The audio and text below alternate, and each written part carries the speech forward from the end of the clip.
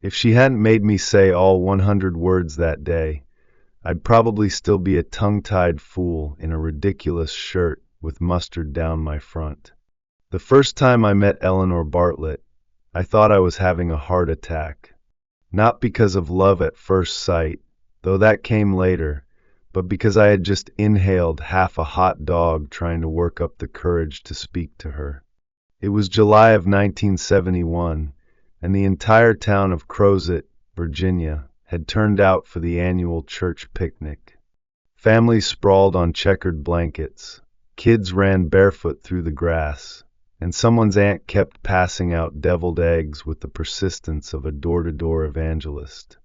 I was 20, fresh out of basic training, full of pride, and absolutely useless around women. I wore a flamingo print Hawaiian shirt that I thought made me look fun. In hindsight, it made me look like I got dressed in a party supply store during a power outage. But I was determined. I had heard Eleanor would be there, and I'd seen her once before, at the post office, humming to herself while buying stamps, and something about the way she smiled at the cashier had stuck in my chest like a splinter. So there I was, sweaty-palmed and overdressed, holding a paper plate stacked with 3 hot dogs and way too much sauerkraut. I saw her by the lemonade table, laughing at something one of the deacons said. Her red hair caught the sunlight like something out of a Technicolor film.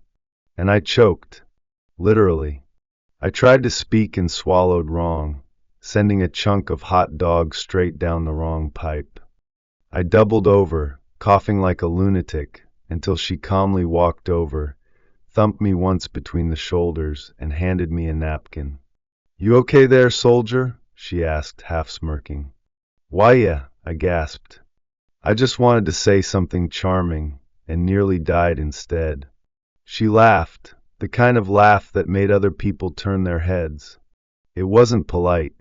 It was full-throated, honest, like someone who didn't care what anyone else thought. "Well, you've got my attention.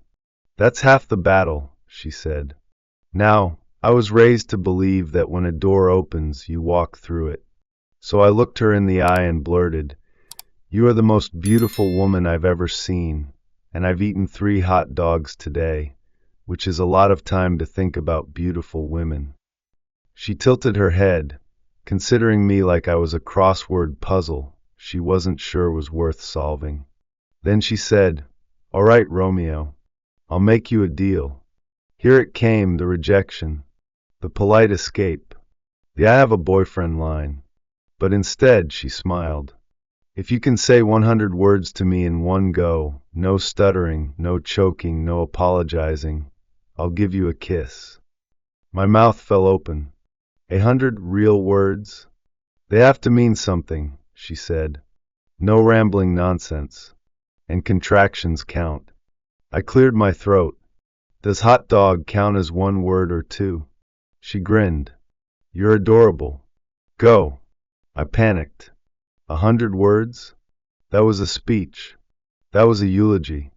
That was a full-blown novel to someone who could barely order a milkshake without overthinking it. But I started. I grew up just outside Roanoke, on a farm with too many chickens and not enough quiet. My mom taught me how to make cornbread, and my dad taught me how to build things with my hands, though I never got good at either. I joined the Marines because I was restless, and I came home because I missed my mom's iced tea. I like jazz records and cheesy science fiction, and I think, no, I'm sure, that you're the most breathtaking, terrifying, incredible person I've ever seen, and I would really like to. 100, she cut in, smiling. I stopped, stunned. That was 100? It was, she said. Then she stepped forward, leaned up, and kissed me on the cheek. Soft. Quick. Magic. You earned that, she whispered. That moment, me in a loud shirt with sauerkraut breath and a trembling heart, was the beginning of everything. Not just love, but life. A real one. A shared one.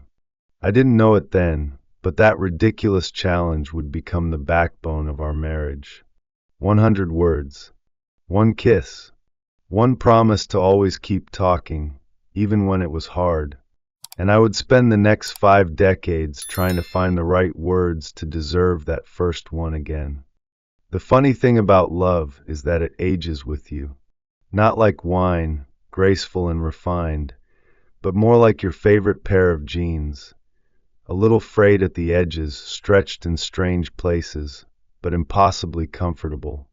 Eleanor and I got married in the spring of '72 in a courthouse with no air conditioning and a judge who cried harder than we did. We moved into a tiny apartment above a bakery in downtown Charlottesville. The walls were thin, the pipes groaned like ghosts, and the whole place smelled like cinnamon rolls and burnt toast. It was perfect. We didn't have a big wedding or a honeymoon in Paris. We had pancakes on paper plates and a mattress on the floor. But we also had each other. And honestly, we were so happy we didn't even notice how little we had. Eleanor had a gift. She could find joy in things I never noticed. Clouds shaped like spoons, songs playing faintly from passing cars, old ladies arguing in the produce aisle. She kept our world stitched together with laughter, lists, and lemon-scented cleaning spray. Our first big fight was over the thermostat. She liked the house cold enough to hang meat. I preferred not waking up with icicles in my mustache. We compromised. She bought me thicker socks. There were holidays where everything went wrong. One Thanksgiving, I attempted to deep fry a turkey in our backyard and nearly set the neighbor's shed on fire. Eleanor, without missing a beat, handed me a fire extinguisher and said, "Next year, we order pizza." We laughed a lot, but there were hard years too. When I tore up my knee and had to leave active duty, she was the one who helped me out of bed every morning. When we found out we couldn't have children, she held my hand in the doctor's office and later baked an entire apple pie just to give herself something to do with her grief. When her father passed, I held her for hours, her tears soaking through my shirt and straight into my soul. And through it all, the letters continued. Every month, without fail, I wrote her a note. Sometimes romantic, sometimes silly, sometimes just a list of things I appreciated that day. I'd hide them in coat pockets, taped under the coffee pot, slipped into the pages of her mystery novels. It became a tradition, our private way of saying, "I see you. I still choose you." When she turned 65, Eleanor started forgetting things. Little stuff at first, where she put her keys, whether she'd watered the plants, the name of our neighbor's dog. I brushed it off. We both did. But then she forgot our wedding anniversary. Then the song we danced to every year. Then the name of her favorite tea. I watched her struggle with her own mind, and I stood by helplessly, trying to keep the world steady while hers tilted. One night, I was reading her one of my old letters by the fire. I'd just finished when she turned to me and asked, "Is that 99?" I blinked. "What do you mean?" She smiled, foggy but warm. "That's how many words you said, right? That day at the picnic. You still owe me one." I didn't know whether to laugh or cry. She didn't remember the name of our street. But she remembered that. It broke me and saved me all at once. That's the thing about love. It's not in the grand moments.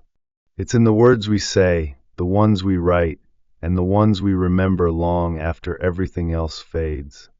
There's no preparing for the silence. I thought I understood loss. I'd seen friends fall in combat. I'd buried my parents. I'd said goodbye to pets, neighbors, even people I'd only known through Sunday services and polite nods at the grocery store. But nothing, absolutely nothing, prepared me for what it felt like when Eleanor slipped away in her sleep on a quiet spring morning in 2019. She was holding onto the sleeve of my old flannel shirt, the one she always borrowed when she got cold, even though it hung off her like a flag on a windless pole. I sat by her side, listening to the absence. Not just the absence of breath, but of presence. The hum of her. the light she carried into a room without even trying. They say grief comes in waves. For me, it was more like fog. Thick, endless, pressing in from all sides. It settled into the corners of our home, so completely, it was hard to tell where she ended and the silence began. I kept setting the table for two. I still brewed her tea every morning, even though I stopped drinking mine. Earl Grey, steeped for exactly 4 minutes, any more, and she'd wrinkle her nose and call it leaf stew. I still turned on her favorite radio program at 3 p.m., even though the static hurt more than the quiet. Neighbors brought casseroles and condolences. The pastor offered kind words. My niece called more often. Everyone tried to help in the way people do when they feel helpless themselves. But the nights were long. And then, one afternoon, while going through Eleanor's things, not because I was ready, but because I couldn't keep walking around her untouched closet forever, I found it. A small envelope, tucked neatly inside her keepsake box, under the bundle of letters I'd written her over the years, and a pressed flower from our wedding day. My name was written on the front in her handwriting, steady, sure, not yet touched by the tremble that would come in her final months. The date on the back said September 18th, 2018, almost 6 months before she passed. Walter, if you're reading this, I'm probably gone, and you've probably forgotten to pay the water bill again. Check under the sink, spare checkbooks there. But more than that, I hope you're still laughing, still walking, still writing your silly little notes to no one if you have to. And Walter, if you're still carrying that last word like a weight, stop. You gave me 99 that day in the park, and a million more after. You gave me a life I never imagined. But that last word, don't give it to me. Give it to someone else. Someone who needs it. Someone brave enough to love an old man with tired knees and a too big heart. Don't save the ending for me. Let someone help you write a new beginning. Always, Eleanor, I stared at that letter until the sun dipped low and the room turned golden. I cried, not the sobbing kind of crying, but the quiet kind, like a faucet left running in the next room. She knew. Somehow, she knew I'd hold on too tightly to the end. That I'd turn it into a monument instead of a memory. She was giving me permission. No, she was giving me an assignment. So I tried. Not right away. Lord knows it took me months just to say good morning to someone without sounding like my lungs were full of sand. But eventually, I joined a book club. I figured if I couldn't bring myself to speak, at least I could listen. The library was familiar, safe. The back room smelled like coffee grounds and old paperbacks. 10 of us sat in a circle of creaky chairs, talking about fiction while dragging around our own very real losses. That's where I met Grace. Grace wasn't loud, but she was present. Retired nurse, widow, dog lover. She always wore a different pin on her sweater, a sunflower, a piano key, a tiny cup of tea, and each one had a story. She didn't press me, didn't pity me. She just noticed me. After a few weeks, we started sitting near each other. She'd hand me a cookie before the meeting started and tell me I looked like a man who hadn't eaten anything sweet in years. I told her about Eleanor. Not all at once. In pieces. She listened like she'd done it 1,000 times, with her hands, with her eyes, with her patience. She never tried to replace anything.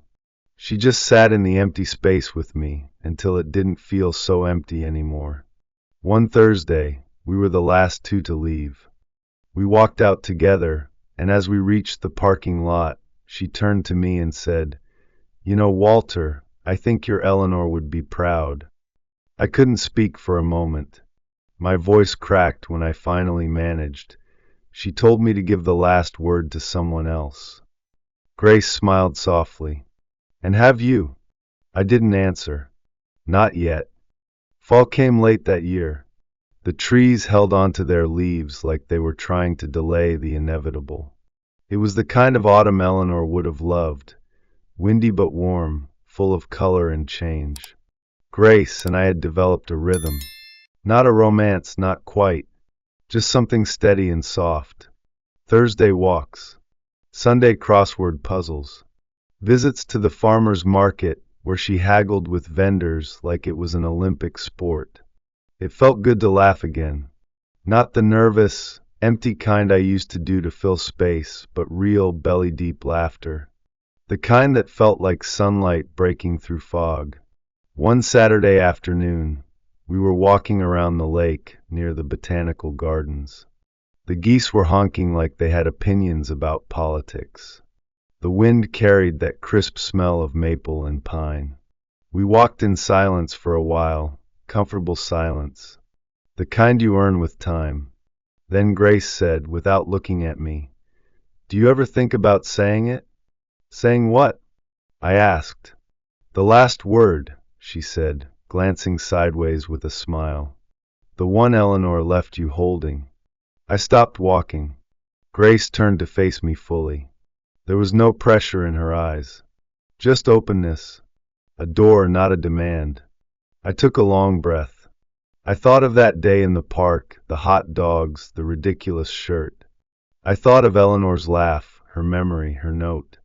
I thought of the woman standing in front of me, not to replace the past, but to remind me that I was still here, still breathing, still capable of giving. I looked at her and said, "This is it. You're it." She blinked. "That's not exactly poetry, Walter." "I know," I smiled. "But it's honest." She didn't say anything for a moment. Then she stepped forward, looped her arm through mine, and said, "Well, I hope you've got 99 more in you. I'm not easy." I laughed. "You have no idea." That night, I went home and sat at my desk for the first time in years. I pulled out a pen and wrote, "Dear Grace, I didn't think I had another chapter in me. But you made space for one. You didn't fill the silence. You stood in it with me until I could speak again. You are my 100th word. And somehow, it feels like the beginning. Yours, Walter." I folded the letter and slipped it into her coat pocket the next time I saw her. She didn't say anything when she found it, just reached over and held my hand a little tighter that day. I still visit Eleanor sometimes. I still talk to her. She's still part of me. But I'm no longer waiting to speak. The final word wasn't goodbye. It was hello. Sometimes love shows up when we least expect it. It might arrive in a ridiculous shirt at a church picnic. It might fade slowly through memory's cracks. And sometimes it returns when we think our story is done. I used to believe that love had a beginning and an end, like a sentence. But I've learned it's more like a conversation. Sometimes it pauses. Sometimes it changes speakers. But it never really stops, if we're brave enough to keep talking. So if you've loved and lost, if you're living with memories and wondering if you're too old to start again, I'm here to tell you, you're not. Your story isn't finished. You still have words left to say. You still have people to love. And someone out there, whether it's a friend, a neighbor, or even a stranger in the library, is waiting for your 100th word. Let them hear it. And don't be afraid if it sounds like hello.